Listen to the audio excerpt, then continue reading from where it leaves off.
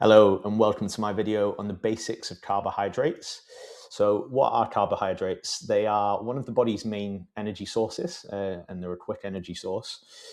For every 1 gram of carbohydrates, there are 4 calories. They're stored as glycogen in the muscle and liver. So this is where the massive body weight fluctuations can come from, especially if you're making big changes in your carbohydrate intake. For instance, if you're going into a diet and the carbs are massively reducing during that time, this is where you might see massive reductions in body weight at the start of a diet.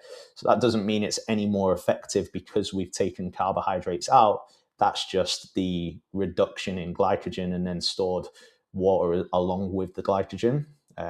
So that is something to take into account.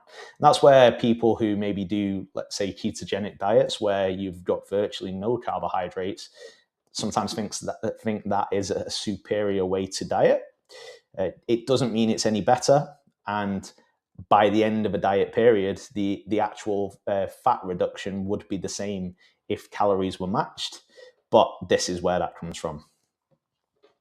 So what do carbs actually do? So they support your daily life with energy, support brain function, and support digestive health through fiber, and also help with satiety and fullness, and just general adherence as well. Because again, if you're someone who likes carbohydrates, absolutely removing them isn't going to help you stick to any form of diet.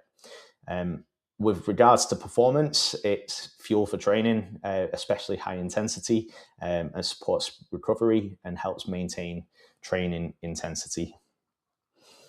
So how much do you need? Well, this very much depends on your activity levels, goals, training volume, training type as well, massively comes into it, and lifestyle. So we've got a few general guidelines here. So as you can see, for health, we've got 1 to 4 grams per kilo. So it's quite a big swing there because they're not absolutely essential. But again, carbohydrate intake is still important, and we'll talk about fiber in a moment. When it comes to performance, it will generally be higher. So we're looking at the higher levels of intake for performance. But again, this massively depends. If you're just resistance training, it won't necessarily need to be quite as high. And even when you come to different sports, depending on the sort of the length of time that you're actually competing and stuff like that, that will massively matter, but also the intensities that you're competing at. Now, if you're playing golf, you're not going to need as much as if you're doing, let's say, a marathon or high-end cycling and stuff like that. So yeah, we've got 3 to 12 grams per kilo as a guide here, but again, that's going to very much depend on what sort of activities that you are competing in. And then when it comes to fat loss, it's probably going to be just a little bit lower than health. So we're looking at 1 to 3 grams per kilo. And this is more going to be based off what you're doing during your fat loss phase. And if your training is a little bit higher, you're probably going to still need some more carbohydrates in there. So 1 to 3 grams per kilo is roughly where we'll be at. So fiber does matter massively, and most people underconsume fiber. So we've got a bit of an aim here of and a recommendation of 30 grams plus per day when it comes to fiber. Fiber benefits maintaining the digestive system, improved fullness, supports gut health, and reduces the risk of type 2 diabetes and heart disease as well. So fiber is super important.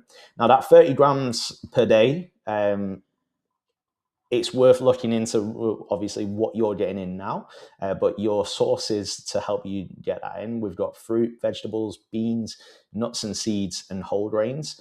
And actually, it is suggested that trying to get 30 different types in across the week is what you should kind of aim for. And as we've kind of said with even protein and fats, we want variety. So aiming for that is quite good.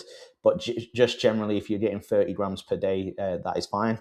But it's just more to make sure that you're getting an array of everything else with your micronutrients and everything like that in as well.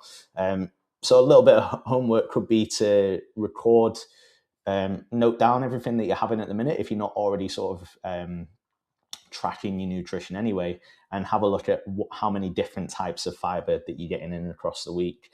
And if you're getting somewhere in the region of about 20, that's fantastic, but you could even try to get up towards that 30, but that is not absolutely essential. Okay, so carbs and fat loss. Carbohydrates do not automatically make you fat. Weight gain comes from consistently eating too many calories.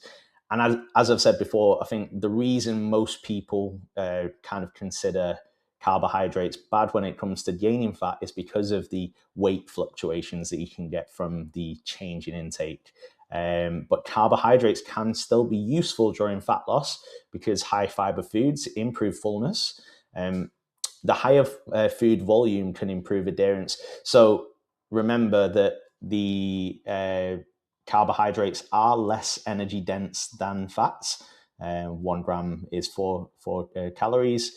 1 gram of fat is 9 calories. So you do get more food for the energy intake sort of thing. So that's why it can help there as well, because you're actually getting a little bit more in.